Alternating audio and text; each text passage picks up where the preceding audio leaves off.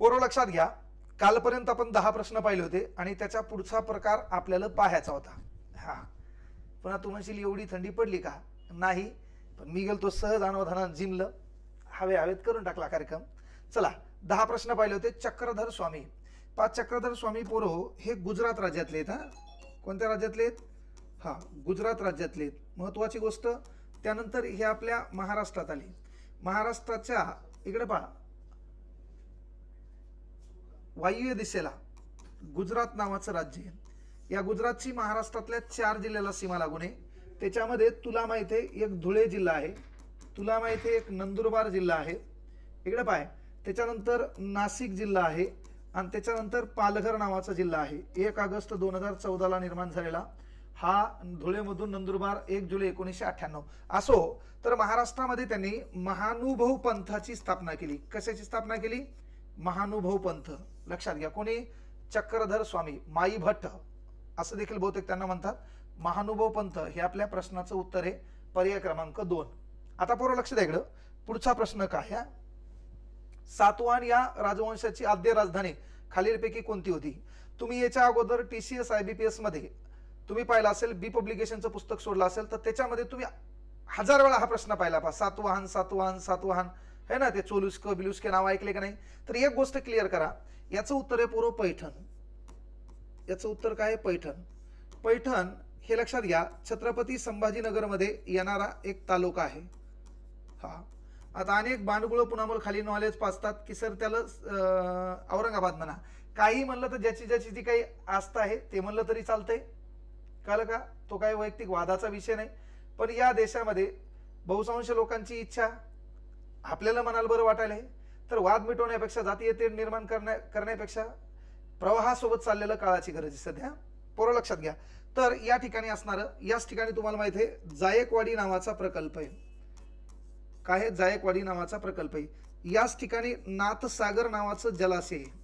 लक्षात घ्या. आणि याच ठिकाणी महत्वाची गोष्ट, गोदावरी नावाची नदी आहे. महाराष्ट्रातली सर्वात लांबीची 668 किलोमीटर लांबी असणारी ही महत्वाची नदी, या नदीच्या काठावर हा तालुका आहे पैठण. आणि ही सातवाहन या राजवंश घराण्याची राजधानी होती. त्याला जुनं नाव होतं पूर्व प्रतिष्ठान. जुनं नाव काय होतं? प्रतिष्ठान. हे बी आपल्या लक्षात असायला पाहिजे. पैठण. हा, आता पहा याच्यानंतर पुढचा प्रश्न पूर्व काय म्हणतंय? कोल्हापूरच्या राजश्री शाहू महाराजांचा राज्याभिषेक हा कोणत्या तारखेत झालेला होता? राजश्री शाहू महाराज. पूर्व या प्रश्नामध्ये पर्याय चुकीचे आहेत बहुतेक. हो, चुकीचेच आहेत. इकडे पहा, 26 जून 1874 कागल कोल्हापूर नावाच्या संस्थानामध्ये यशवंत हे राजश्री शाहू महाराजांचं मूळ नाव, जयसिंगराव हे त्यांच्या वडिलाचं नाव, घाटगे हे त्यांचं आडनाव. आणि पहा, हे होते कागल संस्थानातले. आणि मग यांना दत्तक घेतलं होतं राणी आनंदीबाईंनी. याच्यामध्ये चौथा शिवाजी, त्यांची पत्नी आनंदीबाई यांना मुलगा नव्हता आणि म्हणून 10व्या वर्षी राजश्री शाहू महाराजांना 1884 दत्तक घेण्यात आलं. त्याच्यानंतर राजश्री शाहू महाराजांचं शिक्षण पार पडलं धारवाड. आणि महत्वाची गोष्ट इकडे पहा, आता धारवाड या ठिकाणी आणि राजकोट या ठिकाणी राजश्री शाहू महाराजांचं शिक्षण पार पडलं. इथं त्यांना प्रिन्सिपल मॅकनॉटन आणि MS फ्रेजर नावाच्या तात्कालिक ब्रिटिश शिक्षकांनी त्यांना शिक्षण दिलं. आणि मग 1894 वयाच्या 20व्या वर्षी त्यांचा राज्याभिषेक म्हणता येईल. राज्याभिषेक म्हणता येईल. हे त्यांना दत्तक घेतल्याच कसं काय राज्याभिषेक होईल रे? त्यांचं शिक्षण राहिलं होतं. आणि म्हणून 1894 1895 त्यांनी त्यांचं पहिलं काम केलं शाहूपुरी, इकडे पहा, आणि चिपरी पेठा या 2 ठिकाणी बब्या त्यांनी गुळाच्या बाजारपेठ चालू केल्या होत्या. आणि मग 1899 वेदोक्त प्रकरण घडलं होतं. हे तुम्हाला माहीत असायला हवं. या राजश्री शाहू महाराजांच्या कॅरेक्टरमध्ये हे 2 प्रकरण आहेत, एक बर्वे प्रकरण आणि वेदोक्त प्रकरण. याच्यावर आपल्याला स्पेशल वेगळा व्हिडिओ बनावा लागेल. पण या प्रश्नाचं उत्तर 1894 पाहिजे. पर्यायामध्ये 1894 नाही, 2 एप्रिल तारीख बरोबर आहे, पण हे 1894 असायला हवं होतं. तरी उद्या वाटलं तर याचं डिटेलेशन आणखी पाहून आपण त्याच्यावर वेगळा व्हिडिओ घेऊया. आता पोरो इकडे पहा, पुढे काय म्हणताय, पोर्तुगीज खलासी वास्को द गामाने कोणत्या साली भारताचा किनारा गाठला. आता कोणत्या साली भारताचा किनारा गाठला आपल्याला विचारलेला प्रश्न काय आहे नीट क्लिअर करा. आपल्याला विचारलेला जो काही प्रश्न आहे हा, चला आता हा आपला भारत देश आहे. पुरो या भारताच्या इथं केरळ नावाचं राज्य आहे. हे पोर्तुगल नावाचं राष्ट्र, राजधानी इथली लिस्बन. पहा लक्षात घ्या, या देशाचं चलन येस्कोडा आणि या ठिकाणाहून निघाला होता वास्को द गामा. पहा हा वास्को द गामा इथं दक्षिण आफ्रिका नावाचा देश आणि इथं कीप ऑफ, हे पहा ऑफ द गुड होप नावाचं बेट, याला त्यानं वळसा घातला. इथं मालदीव नावाचं राष्ट्र, इथून याला इथं उजेड दिसला आणि तो पोहोचला कालिकत बंदरात 20 मे 1498. अनेक पुस्तकात ही तारीख काही 23 दिली. अलीकडं तुम्ही तात्याचा ठोकळा पाहत असाल तर त्या ठिकाणी तारीख 28 मे देण्यात आलेली आहे. आता मी काय वास्को द गामा सोबत नव्हतो म्हणजे परफेक्शन सांगेल, पण आपण 1498 लक्षात ठेवायचे. आणि 1498 ला हा कुपेट नावाच्या गावामध्ये आला. इथं त्याचं झामोरीन नावाच्या राजानं स्वागत केलं. हिंदू राजा झामोरीन यानं स्वागत केलं. आपल्या लोकांना याला बिनाकामी बोकांडीवर घेतलं. हे पलीकडे गेलं, पुन्हा अनेक लोक घेऊन आलं आणि पोर्तुगीजांचा पहिला गव्हर्नर आपल्या भारतात आला डी अल्मेडा. दुसरा होता फ्रान्सिस डी अल्बुकर्स. आणि 1510 ला आदिलशाह सोबत युद्ध झालं. गोवा त्यांनी जिंकलं आणि या गोव्यावर त्यांनी 461 वर्ष राज्य केलं. 451 वर्ष. हा म्हणजे ही गोष्ट आपल्याला लक्षात ठेवायची, कारण गोवा 1961 ला स्वतंत्र झाला आहे. 19 डिसेंबर 1961 ऑपरेशन विजय मोहीम राबून. तर तो वास्को द गामा 1498 ला आपल्या भारतामध्ये आला होता. कोण? Vasco the gamma.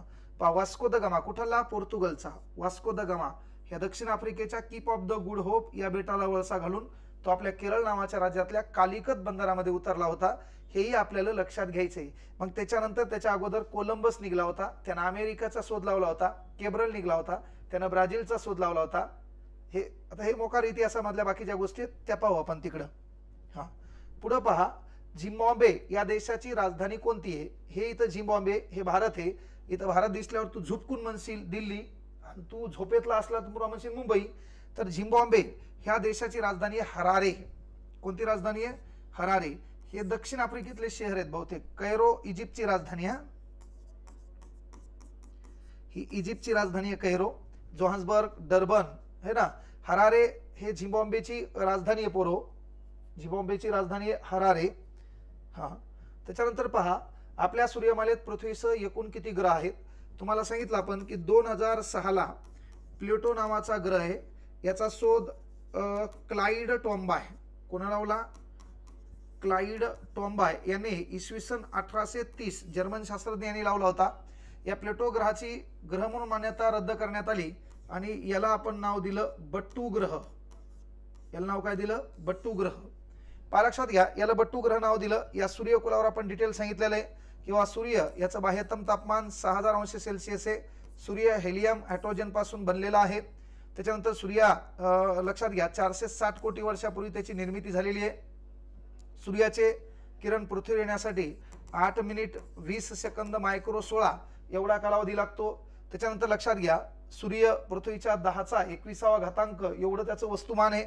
आता हा पहिला ग्रह आहे बुध. सूर्यकुलातील सर्वात काय म्हणलं आपण? वेगवान म्हणतो, कारण याला कालावधी कमी लागतो. हा तेजस्वी ग्रह म्हणून याला ओळखला जाते. जगात इतरांना त्रास देणारे, दलिंदर, धुरे कोरणारे फक्त याच ग्रहावर दिसतात आणि याला उपग्रह आहे, त्याचं नाव आहे चंद्र. हे इथं खाली दिलं आहे. तर हे सूर्यकुल आपण पाहिलेलं आहे. कळलं का? नेपच्यून, युरेनस, शनी याला प्रजापती म्हणतात, याला वरुण म्हणतात. हे बी आपण शिकलेलं आहे. तर सध्या सूर्यकुलामध्ये 8 ग्रह आहेत आणि सूर्य हा त्याच्यामधला तारा आहे. तारा म्हणजे स्वयंप्रकाशित आणि ग्रह म्हणजे परप्रकाशित. हे आपल्या लक्षात घ्यायचे. 1971 ला क्लाइड 1971 ला जोसेफ ब्रँडी नावाच्या व्यक्तीनं एक उपग्रह अवकाशात पाठवला. त्याचं नाव होतं पॅसिडॉन. मात्र याला देखील ग्रह म्हणून मान्यता आपण दिली नाही. म्हणून सूर्यकुलामध्ये सध्या ग्रहांची संख्या किती आहे? 8 आहे. हे आपण लक्षात घ्यायचं. उत्तर आपलं 8 आहे पूर्व. चला पुढे पहा, तिस्ता ही नदी खालीलपैकी कोणत्या राज्याची जीवनरेखा म्हणून ओळखल्या जाते? या प्रश्नाचं उत्तर आहे सिक्कीम. 309 किलोमीटर लांबीची ही नदी आहे तिस्ता. पहा, तिस्ता ही 309 किलोमीटर लांबीची नदी आहे.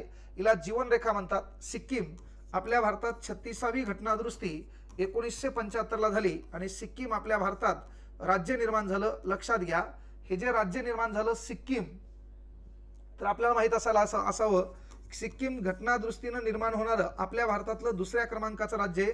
तर राज्य निर्मिती क्रमांक जर आपण सिक्कीमचा विचारात घेतला तर 22व्या क्रमांकाचं राज्य सिक्कीम आपल्या देशामध्ये ओळखल्या जाते. याच्या अगोदर 13व्या घटनादृष्टीनं, लक्षात घ्या, नागालँड नावाचं राज्य घटनादृष्टीनं आपल्या भारतात निर्माण होणारं पहिलं राज्य म्हणलं तरी चालते. कोणतं? नागालँड. तर सिक्कीम आपल्या प्रश्नाचं उत्तर आहे पूर्व. काय आहे? सिक्कीम आपल्या प्रश्नाचं उत्तर आहे. 309 किलोमीटर लांबीची ही नदी आहे. ओके, हा, एक मिनिट. ओके, आणि ही जी नदी आहे तिस्ता ही ब्रह्मपुत्रा नावाच्या नदीची उपनदी आहे. ब्रह्मपुत्रा नावाच्या नदीची उपनदी आहे. चला पुढे काय म्हणते पहा, युरोपातील सूचीप्राणी वृक्षाच्या वनांना खालीलपैकी कोणत्या नावाने ओळखतात? याचं उत्तर आहे तैगा प्रदेश. जगाच्या भूगोलामध्ये टुंड्रा प्रदेश, तैगा प्रदेश आणि सूर्यकुल याच्या बाहेर कुठलाच अभ्यास करायचा नाही. हे तुम्ही एकनाथ पाटील ठोकळ्यामधून केलं तरी चालते. हा, एकनाथ पाटील ठोकळ्यामधून केलं तरी चालते. तैगा प्रदेश हा रशियन शब्द आहे. तैगा प्रदेश, हा लक्षात घ्या. हा, पुन्हा काय असेल तर यामध्ये अलास्का आणि कॅनडाचा नदीच्या मुखापर्यंतचा भाग, अलास्का आणि कॅनडा यांच्या नदीतल्या मुखाचा भाग याच्यामध्ये समाविष्ट होतो. उत्तर आहे आपलं तैगा प्रदेश. हे पण आपण लक्षात घ्यायचे. हा, आता पहा, भारतातील आसाम या राज्याला खालीलपैकी किती राज्यांच्या सीमा लागून आहेत? आसाम या राज्याला जर आपल्याला विचारात घेतलं तर हे जे आसाम नावाचं राज्य आहे पूर्व, हे आसाम राज्याला 6 राज्य आणि एका देशाची पण सीमा लागून आहे. त्या देशाचं नाव भूतान आहे. या भूतानची राजधानी थिम्पू आहे. हे पहा, इथं असणारं आसाम आहे आणि या आसामला लागून असणारी जर तुम्हाला सीमा विचारली तर इथं तुमच्या लक्षात येईल आसामच्या इकडे पहा पूर्वेला नागालँड नावाचं राज्य आहे. आसामच्या आग्नेयेला मणिपूर नावाचं राज्य आहे. आसामच्या दक्षिणेला इकडे पहा त्रिपुरा आणि मिझोराम नावाची राज्य आहेत. तर आसामच्या पश्चिमेला म्हणता येणार नाही पण मेघालय नावाचं राज्य आहे आणि आसामच्या उत्तरेला अरुणाचल प्रदेश नावाचं राज्य आहे. तर या ठिकाणी 6 राज्य आणि इथं आसामच्या भूतान नावाचा राष्ट्र आहे. इथं काय? आसामच्या भूतान नावाचा राष्ट्र. हे या ठिकाणी असणारं आसामचा भूप्रदेश. लक्षात घ्या, म्हणजे या ठिकाणी भूतान नावाचं राष्ट्र आहे. इथं अरुणाचल प्रदेश नावाचं राज्य आहे आणि इकडं मग नागालँड आहे, खाली मणिपूर आहे, त्याच्या खाली मिझोराम आहे, इकडं त्रिपुरा आहे आणि इकडं मेघालय आहे. म्हणून याला 6 राज्य आणि एका देशाची सीमा लागून आहे. तुम्हाला त्यानं काय विचारलंय? दिलेल्या पर्यायातून निवडा. आसाम या राज्याला किती राज्यांच्या सीमा लागून आहेत? राज्य म्हणलं तर उत्तर 6 आणि जर तुम्हाला एकूण सीमा विचारल्या असत्या प्रांताच्या तर मग उत्तर आपल्याला 7 दिला असता. हे आपण लक्षात घ्या. चला पुढे काय म्हणते, सन 2011च्या संदर्भात प्राथमिक निकषानुसार राज्यातील साक्षरतेचे प्रमाण या संदर्भात खालील दिलेल्या पर्यायातील योग्य पर्याय निवडा. 2011 ही आपल्या भारताची 15वी जनगणना आहे. इसवी सन 1800 लक्षात घ्या 72 ला लॉर्ड मेओ याच्या कालावधीत जनगणना आपली डिक्लेअर झाली. 1881 पासून जनगणना आपण दर 10 वर्षाला घेण्यात यावी असं लॉर्ड लक्षात घ्या रिपन यांचं म्हणणं आलं. 1951 ला स्वतंत्र भारताची जनगणना झाली. 2011ची जनगणना स्वतंत्र भारतात नंतरची ही 7वी जनगणना आहे. या जनगणनेचे आयुक्त होते सी चंद्रमोहली पहा आणि महाराष्ट्र राज्याचे जनगणना आयुक्त होते रणजित सिंह देवल. हे आपल्याला माहित असावं. आपल्या भारतानं 121 कोटीचा टप्पा तर महाराष्ट्रानं 11 कोटीचा टप्पा पार पडला आणि भारत जगामध्ये लोकसंख्येत दुसऱ्या क्रमांकाचं राष्ट्र बनलं. तर आपली जी काही सध्या साक्षरता आहे ती 82.3% आहे आणि याच्यामध्ये सर्वात साक्षर म्हणलं तर मुंबई शहर आहे. मुंबई शहर आहे का? हो, बहुतेक मुंबई शहरच आहे. नाही बरोबर, सॉरी हा, हे इथं मुंबई उपनगर आहे. पूर्व मुंबई उपनगर हे भारतातलं सर्वाधिक साक्षर आहे. कुठं? मुंबई उपनगर म्हणल्यावर आपल्या महाराष्ट्रामध्ये मुंबई शहर महाराष्ट्रातलं नाही तर भारतातलं म्हणलं तरी चालतंय, घनतेचं सर्वात मोठं शहर आहे. 20,980 तिथली घनता आहे. पहा हा 89.9% साक्षरता आहे. 89.9% साक्षरता आहे. कशाची? तर मुंबई उपनगराची. म्हणजे भारतामध्ये सध्या सर्वाधिक साक्षर केरळ राज्य आहे. भारतामधला साक्षर जिल्हा म्हणला आपण एर्नाकुलम म्हणतो, गाव म्हणतो एर्नाकुलम, कोट्टायाम केरळमधलं. आणि आपल्या महाराष्ट्रात म्हणलं त्याच्या अगोदर सिंधुदुर्ग होता. महाराष्ट्रात कमी साक्षर नंदुरबार होता, त्याचा क्रमांक सध्या पालघरकडे गेला आणि सिंधुदुर्गचा क्रमांक इकडे मुंबई उपनगराकडे गेला. म्हणजे महाराष्ट्रात सर्वाधिक साक्षर म्हणलं तर मुंबई उपनगर, महाराष्ट्रात सर्वात कमी साक्षरतेचं प्रमाण म्हणलं तर पालघर. ह्या दोन्ही गोष्टी आपण क्लिअर करायच्या. तर अशा पद्धतीने आपण जीकेचे प्रश्न जे इझी गोईंग मध्ये कसे सोडवायचे, त्याच्यानंतर त्याचं डिटेल नॉलेज आपल्या डोक्यात असेल तर पर्यायातून का होईना आपल्याला जाता येईल आणि त्या प्रश्नाचे उत्तर सोडवता येईल असं आपण पाहिलं होतं.